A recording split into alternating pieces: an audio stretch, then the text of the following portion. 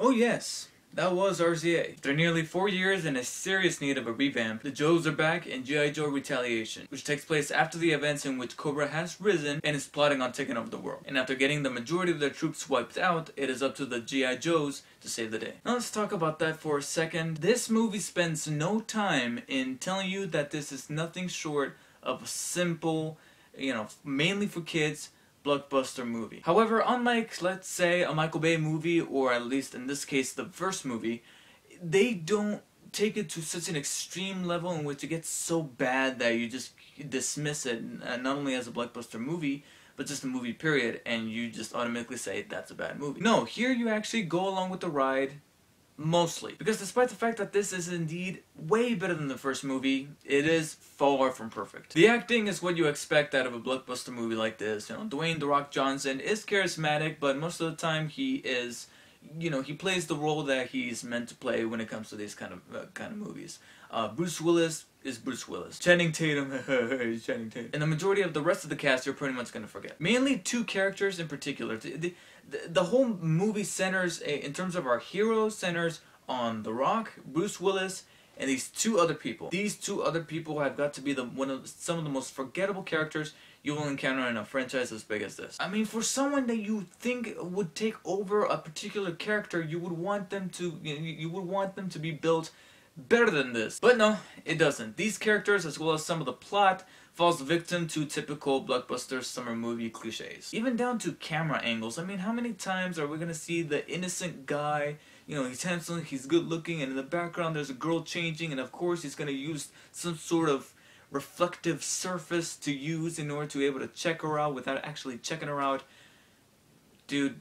However, it felt like the writers grew a little bit of consciousness with the audience and managed to sneak in a few clever things here and there. Some of the gadgets that are used in this movie are actually pretty damn cool. There were some moments where I was feeling a little giddy. There's a gadget towards the beginning of this movie that when I saw it used, I was all giddy and excited, almost like I was a 10-year-old kid watching a genuine summer movie. And despite that the majority of the dialogue is mediocre at best, there were times where they got a little clever and snipey. This is in the trailer, so it's not exactly a spoiler, but there's a certain character that takes a jab at North Korea, and I was like, oh, that was pretty funny. And the plot. Like I said at the beginning of this review, this movie wastes no time telling you that it's just a blockbuster movie. And the plot, I mean, of course the plot's gonna be just typical by the numbers. Bad guys trying to take over the world, good guys must kick ass. What else could you want? So what does this movie have to sell you on? Badassery.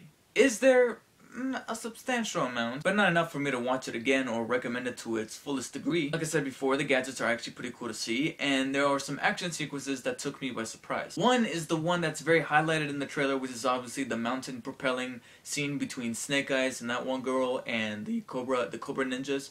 And this scene is just graceful. I never thought I would say that about a scene from a G.I. Joe movie, but it is very graceful, and it's almost like a dance, almost like they're swinging back and forth. It's so much so that when they got clever with this. Yeah, the movie has some clever moments, like I said, with a little bit with the dialogue. But there's this moment where when this scene ends, it's a little bit of a spoiler, even though it's more of a technical spoiler rather than anything that has to do with the plot.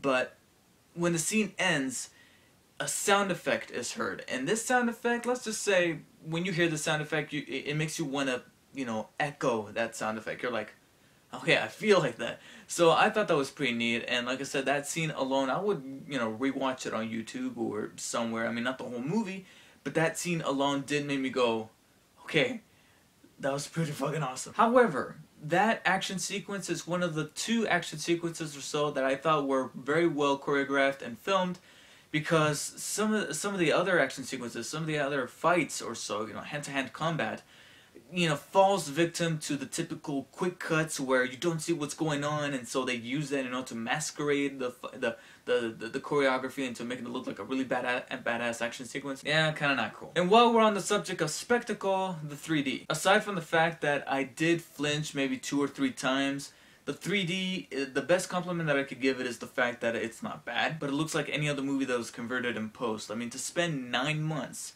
Because for those of you who don't know, G.I. Joe Retaliation was supposed to come out on June 29th, 2012, but it got pushed to March because Paramount heard cashiers ringing and they said, you know what, let's convert this in 3D and make more money. And is it worth it? Not exactly, but I had no other choice in this particular evening. But at least I can tell you guys that the 3D wasn't terrible, but it's not worth flinching a few times. Now before I wrap up, this might be a little bit of a spoiler, so plot-wise, so if you guys don't want to hear this, just cover your ears for a second. But look at this poster right here. You see Channing Tatum on it. Why is he on it? I'm not going to give too much away, but I am going to, give some hints that might make people put two and two together and be like, okay, that's what happens. So it is technically a spoiler, so spoiler alert. But something happens around maybe 15-20 minutes into the movie that completely axes Channing Tatum's character out of the scene for the entire movie, for the entire rest of the movie. And it's probably one of the biggest negatives I can give this movie. Why? I never thought I would say this, but Channing Tatum, despite the fact that his acting is, even though technically better than it was back when he first started acting, it's still much like with the rest of the acting in this movie, mediocre at best. With the exception of Dwayne Johnson, he's still pretty charismatic. But my negative isn't so much on his acting in the movie as much as it is him not being in the movie. It's weird. I never thought I would say that, but the fact is that prior to this event happening, his character has a formidable friendship with Roadblock, Dwayne Johnson's character. And man, just I never thought I would say this, but Channing Tatum had some actually great chemistry with another actor. And the banter between him and The Rock, it was just great. And I could watch these guys and I was genuinely laughing. So to see him go out, I was like, oh man. I get the feeling that maybe Channing Tatum committed to too many projects, so he went to the writers and said, hey, I gotta cut this short, I gotta go do Magic Mike, I gotta go do White House Down, I gotta go do Side Effects, I gotta cut this party short.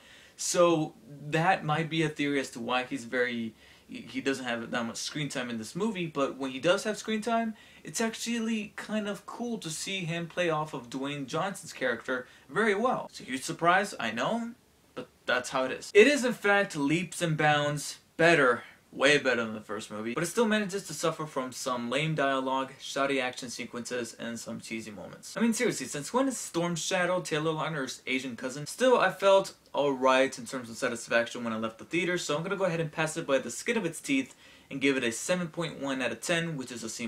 My tip of the day to the preceding filmmakers that will probably take on the third installment in the franchise: don't be afraid to go a little darker. I'm telling you, a dark G.I. Joe, I think it could work. Thank you guys for watching. Be sure to check out my channel for more reviews, and I'll see you guys next time. Take care.